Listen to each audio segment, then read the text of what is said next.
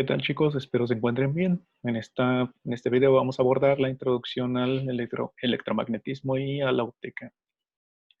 El objetivo es el que se muestra aquí en esta diapositiva y los temas son todo este listado. Los vamos a ir abordando uno por uno. Para empezar, vamos a ver una breve revisión histórica del electromagnetismo y óptica. Para ello, los inicios, el magnetismo y la electricidad se trataban de forma separada, no estaban, digamos, relacionados entre sí. Entonces, de los primeros registros que se tienen o estudios sobre el magnetismo se remontan a la antigua Grecia con Tales de Mileto, donde él encontró que unas piedras eran atraían metales o cierto tipo de metales, y estas piedras provenían de una región que se llamaba Magnesia. De ahí más o menos su nombre, de magnetos. Luego viene, igualmente, en esa misma época, Tales de Mileto experimenta frotando barras de ámbar con diferentes tipos de tela y ve que reaccionan o que tienen una cierta atracción con otros elementos. Entonces, algo curioso que se nota aquí es que el ámbar en griego se conoce con la palabra electro, y esa es la palabra que se utiliza para denominar al electrón que conocemos actualmente. Después, posteriormente, en la parte del magnetismo, ya se tenían estudios o conocimiento del uso de barras metálicas imantadas para conocer el norte geográfico. Pero por encargo de la reina, a William Gilbert se le encomienda buscar la explicación del por qué los elementos imantados se orientan hacia el norte todo el tiempo. Entonces él dedujo, encontró que la explicación que él encontró, perdón, es que la Tierra es un magneto gigante que orienta a todos los magnetos que tiene en su superficie o en su contorno, los orienta con respecto a ese magneto o a ese campo magnético que tiene. Posteriormente, del lado de la electricidad, François Dufay encuentra, hace un par de experimentos donde frota varios materiales con diferentes tipos de tela o de piel, y encuentra que el vidrio, al frotarlo con seda, queda cargado de alguna forma, y también la resina al frotarla con piel. Lo extraño que él encontró, o lo curioso, fue que las barras cargadas de vidrio, al momento de juntarlas, ejercían una fuerza de repulsión.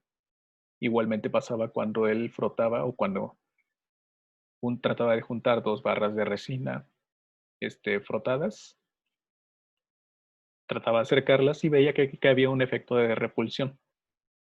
Pero cuando él ejercía acercaba una barra frotada de vidrio con una barra frotada de resina, veía que estas dos tenían una fuerza de atracción. Entonces él dedujo que había dos tipos de cargas. Él las denominó como carga vítrea, la que se pegaba al vidrio, y carga resinosa, la que se pegaba a la resina. Después de ver estas observaciones, todavía hay un poquito más de desarrollos en medio, pero esto es bastante breve. Después al ver estos desarrollos, Coulomb, bajo estos mismos principios, desarrolla su balanza de torsión. Esta balanza tiene una barra cargada en la parte inferior que está sujeta a un muelle y que reacciona a la carga que le estamos metiendo por esta barra. Si yo le pongo una carga igual a la carga que tiene esta barrita en el centro, estas dos cargas, al ser iguales, se van a repeler. Por el contrario, si le pongo una carga contraria, esta carga va a generar una fuerza de atracción. Entonces, él dedujo, en base a cuantificar el torque o la fuerza con la que se atraían, dedujo su ecuación o la ley que ahora lleva su nombre, se conoce como la ley de Coulomb, que que cuantifica la cantidad de fuerza con la que se atrae o se repele. Y esa fuerza depende o varía es directamente proporcional al inverso del cuadrado de la distancia que lo separa. Esa la vamos a ver en clase. Luego, en 1820, Hans Christian Oster estaba realizando un experimento, tenía un circuito y accidentalmente estaba una brújula a un lado de este circuito o estaba pegado a uno de esos cables por donde estaba pasando corriente.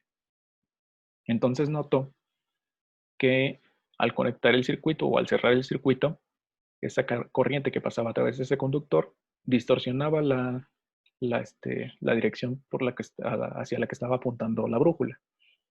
Entonces él publicó este hallazgo, que los cables por los que está pasando corriente eh, generaban una distorsión en la dirección en la que apuntaban las brújulas. Debido a que no tenía una preparación muy buena en la parte de matemática, no pudo deducir o obtener el modelo que define este comportamiento.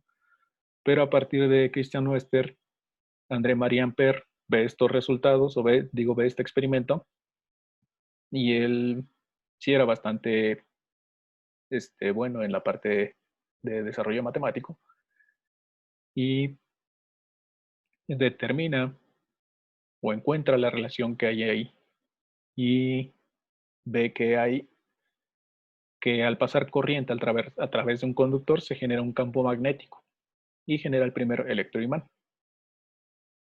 Ya después, en 1831, Michael Faraday se da cuenta de los experimentos que hacen, o más bien del hallazgo que hace Christian Oester y Ampère, de que con una corriente generan un campo magnético.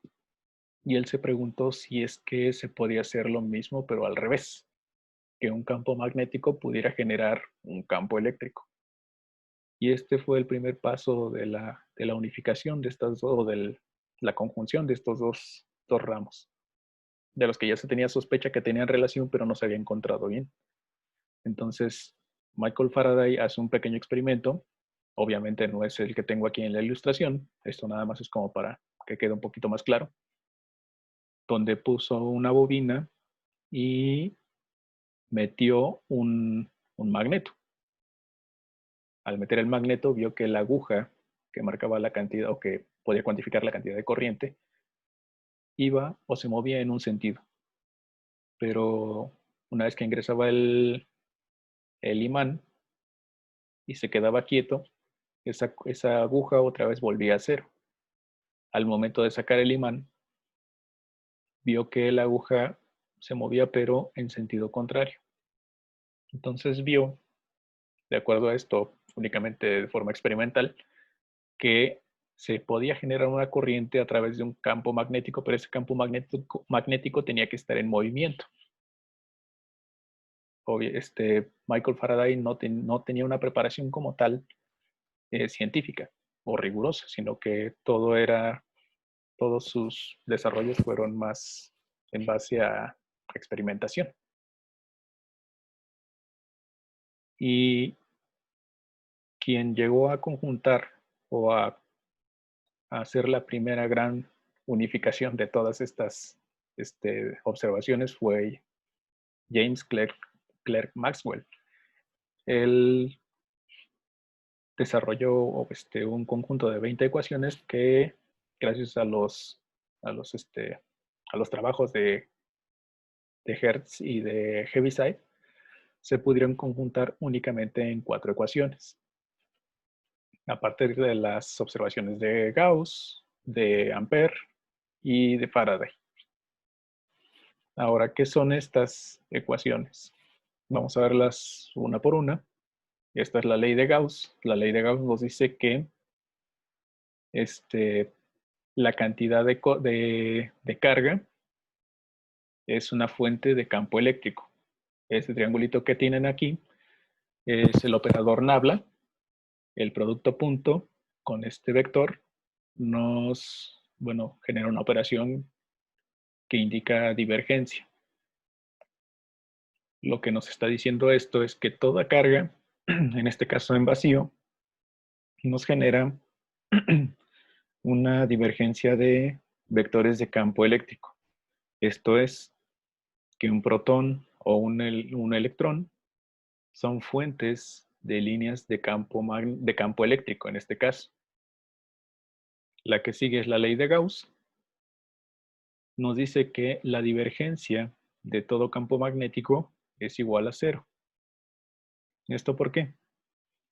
Porque yo no tengo un punto del que esté saliendo el campo magnético y se esté yendo hacia el infinito, sino que este polo norte y este polo sur todo el tiempo van pegados y generan una trayectoria de campo cerrado. Esto es, el campo magnético sale del norte y termina en el sur. Siempre es una trayectoria que se cierra sobre sí misma. ¿Qué pasa si yo quiero separar el polo norte de un magneto del polo sur para agarrar nada más un solo polo y tenerlo separadito, así como el protón o como el electrón, y que sea una fuente de líneas de campo magnético?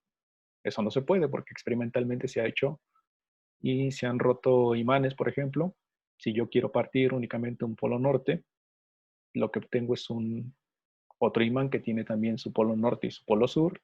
Igual del otro lado tengo un imán que no nada más es el polo sur, sino que también tiene una parte norte y una parte sur. Y si vuelvo a cortar ese imancito, pasa exactamente el mismo fenómeno, así hasta llegar al spin. Actualmente no se ha encontrado un monopolo, o sea, solo un polito norte y un polito sur separados. Entonces, las trayectorias o las líneas de campo magnético, son iguales a cero porque son trayectorias que se cierran sobre sí mismas. Luego, la ley de Faraday. Esta ley de Faraday, como les comenté, Faraday no era muy bueno en la parte de matemáticas, entonces Maxwell desarrolló toda esta ecuación y la nombró como la ley de Faraday en su honor. Y ahora, ¿qué nos dice esto? Esto se lee más fácil de derecha a izquierda. Esto es que la variación del campo magnético con respecto al tiempo nos genera un campo magnético rotacional. Esto es que si yo tengo un campo magnético que va trasladándose en función del tiempo o está variando en función del tiempo, lo que me está generando operador Nabla con este operador, bueno, haciendo un producto cruz del campo eléctrico, me indica que es un vector o que está generando un vector rotacional. Esto es que la variación de campo magnético en función del tiempo está generando líneas de campo eléctrico que van girando alrededor de la trayectoria del campo magnético. Asimismo, la ley de Ampère, pero la ley de Ampère únicamente es este pedacito. Lo que me dice es que toda corriente que está viajando o que se está moviendo a través de un medio me genera un campo magnético. Eso lo vio o obtuvo a través de sus experimentos y estaba, bueno, bastante bien hasta aquí, pero para que estas ecuaciones pudieran, se pudieran trabajar todas juntas, hace falta agregar algo más. Es este pequeño, ¿cómo se llama? Esta parte, la corriente de desplazamiento, perdón, se me estaba yendo el nombre, tuvo que agregar este término que es la corriente de desplazamiento, y esto es debido a que la, el, la carga al moverse genera un campo magnético que está variando en función del tiempo, y ese campo que está variando en función del tiempo genera una pequeña corriente. Entonces, este término lo tuvo que ingresar para que se pudiera acoplar a todas sus ecuaciones, aunque experimentalmente ya está comprobado que sí es correcto, perdón, este término no es un ajuste que haya hecho por voluntad propia, sino que se ajusta a su modelo teórico y experimentalmente está comprobado que este término es correcto. Entonces, ¿cuál es la importancia del electromagnetismo y óptica en el mundo actual? Perdón, antes de terminar o antes de continuar. ¿Qué tiene que ver esto con la óptica? Que cuando Maxwell desarrolló o trató de resolver, o resolvió más bien sus ecuaciones, lo que encontró fue el resultado de dos ecuaciones muy similares a las ecuaciones de onda. Y al obtener la ecuación al reducir la velocidad a la que se desplazaba esas ecuaciones de onda, encontró que eran muy similares a la velocidad de la luz que ya se había medido para ese entonces. Entonces, él uh, dedujo o intuyó que de manera correcta que lo que había obtenido era la naturaleza ondulatoria o electromagnética de la luz. O sea, que la luz se propagaba como una onda electromagnética. Y a partir de ahí se vino un boom de desarrollos. Esto es porque un motor, ustedes lo han visto y pues nada más le conectan una pila y por acá da vueltitas, pero realmente esto lleva una transformación y una aplicación tangible de todo lo que les acabo de anunciar.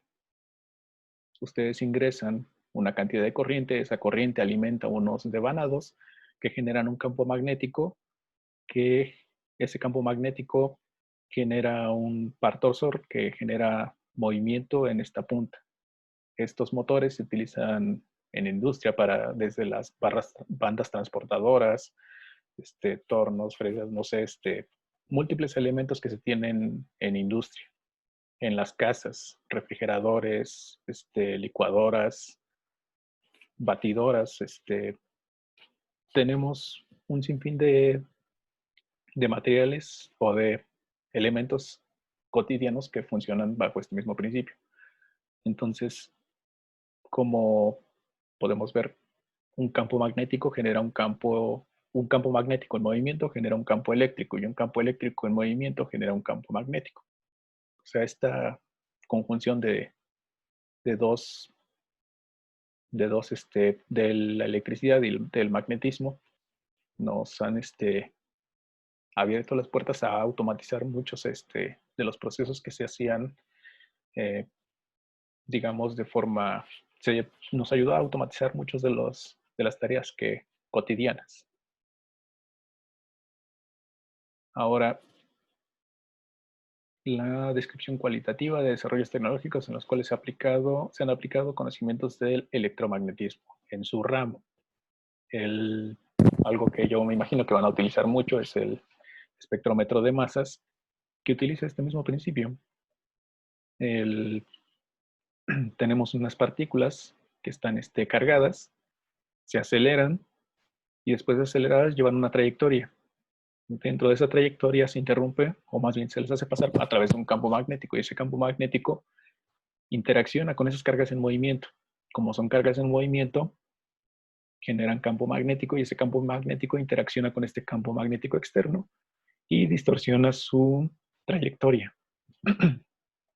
Como todas van a la misma velocidad, lo único que puede cambiar en dónde van a quedar proyectadas va a ser su cantidad de masa.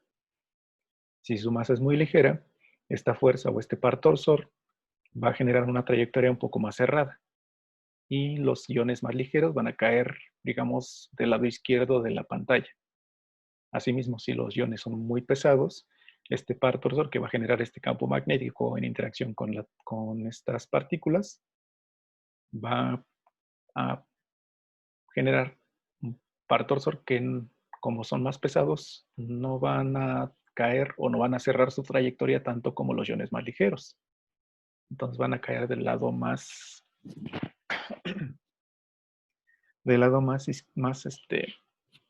del otro extremo, pues, o como se puede ver aquí, del lado derecho de la pantalla. Otro de los desarrollos es el láser, que aquí lo vamos a ver bastante rápido, pero cuando lleguemos a tocar ese tema, lo podemos abordar a profundidad. Y por último, las telecomunicaciones. O sea, a partir de que se dedujo, se encontró que la luz se comporta como una onda electromagnética, o tiene una naturaleza electromagnética dentro, entonces se pudo desarrollar todo el boom también de las telecomunicaciones. Todos son ondas. Esas son desde ondas de radio, microondas, y esas se pueden cuantificar o se puede, ¿cómo decirlo? Se pueden guardar señales o se pueden guardar mensajes a través de la variación en el ancho o en la intensidad de esas señales o de esas ondas. Ahora, por último, vamos a ver la revisión de estrategias para la solución de problemas. Para esto, me estoy apoyando de la metodología que utiliza el libro de Szymanski de Física Universitaria. Aquí vamos a enfocarnos en cuatro grandes rubros o cuatro pasos para resolver un problema, para abordarlo. Primero vamos a identificar cuáles son los temas o de qué naturaleza estoy hablando o del problema, identificar qué temas son los que voy a utilizar para abordarlo, para resolverlo. Después es plantear qué ecuaciones yo voy a necesitar para resolver ese problema. A partir de haber identificado también las variables que tengo y la incógnita que deseo resolver también. Dentro de plantear, yo ubico las ecuaciones que voy a necesitar, ejecuto o aplico las ecuaciones, hago las operaciones que necesito y por último evalúo el resultado.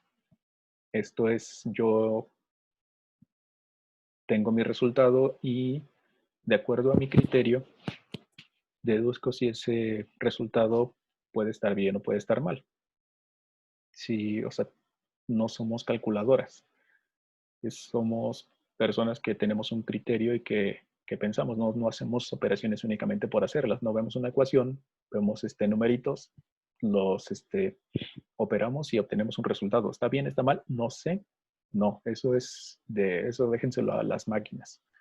Lo que hace propiamente el ingeniero es evaluar si ese resultado que obtuvo es correcto. No sé, o sea, lo pueden ver inclusive si, no sé, vamos, les encargo medir el diámetro de la Tierra y de repente, no sé, les da que el resultado es 25 metros, o sea, obviamente está mal. Y ustedes pueden intuirlo al encontrar el resultado tan pequeño. A eso se refiere esa parte de evaluar o de evaluación. Hasta aquí vamos a dejar el video, chicos. Ya saben que cualquier duda me la pueden hacer a través de la plataforma de Classroom o por el grupo de WhatsApp. Muchas gracias por su atención.